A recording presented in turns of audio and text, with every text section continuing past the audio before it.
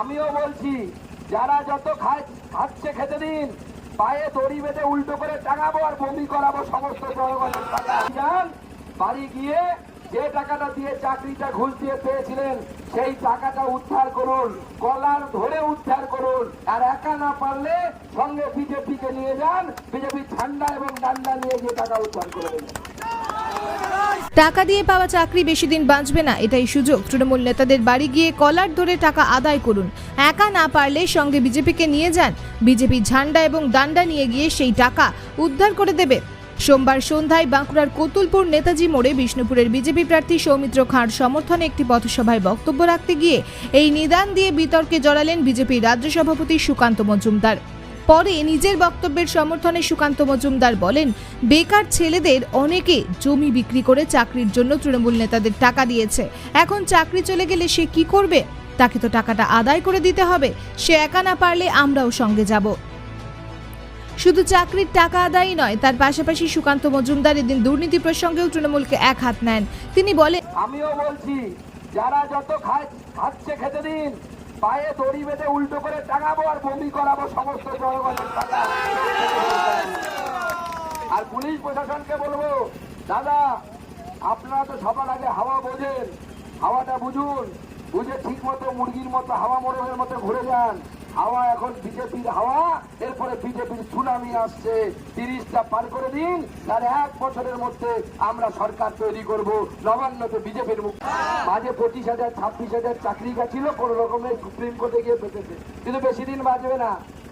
আবার তৃণমূল কংগ্রেসের যারা এখানেও আছেন, চাকরি টাকা দিয়ে পেয়েছেন, এটাই সুযোগ। এই লোকসভা ভোটের পর কিন্তু তৃণমূল কংগ্রেসকে আপনারা পাবেন না, আর নেতাদেরকে পাবেন না। এখনই বাড়ি যান, বাড়ি গিয়ে যে টাকাটা দিয়ে চাকরিটা ঘুষ দিয়ে পেয়েছিলেন সেই টাকাটা উদ্ধার করুন, কলার ধরে উদ্ধার করুন। আর একা না পারলে সঙ্গে বিজেপিকে নিয়ে যান, বিজেপি ঝান্ডা এবং ডান্ডা নিয়ে গিয়ে টাকা উদ্ধার করে দেবেন। তৃণমূল নেতার কলার ধরে টাকা আদায়ের কথা বললেন, সঙ্গে ঝান্ডা ডান্ডা নিয়ে যাবেন।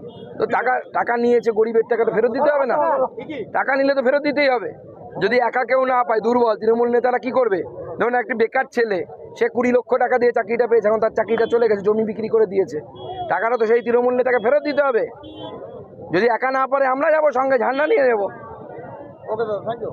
ওদের কালচার, ওদের যেটা কালচার সেই অনুযায়ী কাজ করেছে ওরা। কারণ কি, এদের একদম ব্লক স্তর থেকে, জেলা স্তর থেকে রাজ্য নেতৃত্ব, ওদের একই ভাষা, ওদের উন্নয়ন নেই, ওদের উন্নয়নের কোনো কথা নেই। তাই এইসব করে ভোটারকে একটা সন্ত্রাস তৈরি করার চেষ্টা করছে। টাকা নিতে তো বিজেপির নেতৃত্বকে দেখা গেছে, সেটা তো মানুষ দেখেছে। তো সেই জায়গায় দাঁড়িয়ে ওরা এখন কি করবে? ওদের করার কিছু নেই। মানুষ সব জায়গা থেকেই মানুষের কাছ থেকে প্রত্যাখ্যান হচ্ছে ওরা। সেই জায়গায় দাঁড়িয়ে ওরা এখন বাতাবরণ তৈরি করছে, একটা হিংসার বাতাবরণ, একটা সন্ত্রাসের বাতাবরণ তৈরির চেষ্টা।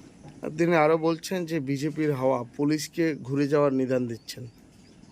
দেখুন, জনগণ স্বতঃস্ফূর্তভাবে তৃণমূলের পাশে আছে, কারণ তৃণমূল সরকার মানুষের যে পরিষেবা দিয়েছে সেখানে তৃণমূলের মানুষের কাছে গেলেই স্বতঃস্ফূর্ত সাড়া পাচ্ছে।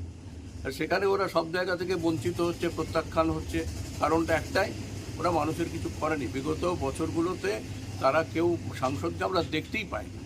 তো এই জায়গায় দাঁড়িয়ে এখন ওদের এইসব কথা বলা ছাড়া ওদের আর অন্য কোনো কথাই নেই ওদের কাছে।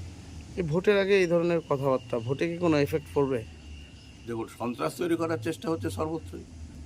সেই জায়গায় সন্ত্রাস তৈরি করার একটা ভয়ের বাতাবরণ তৈরি করার চেষ্টা করছে। এটা ভোটে কোনো এফেক্ট হবে না, কারণ মানুষ তৃণমূলের পাশে আছে, মানুষ উন্নয়নের পাশে আছে। তো তার জন্যই মানুষ এদের কোনো কথায় কোনো কর্ণপাতই করবে না। আপনার নাম পরিচয়? দিব্যেন্দু ব্যানার্জি, সহসভাপতি, বিশ্বভূষ সাংগঠনিক জেলা তৃণমূল কংগ্রেস।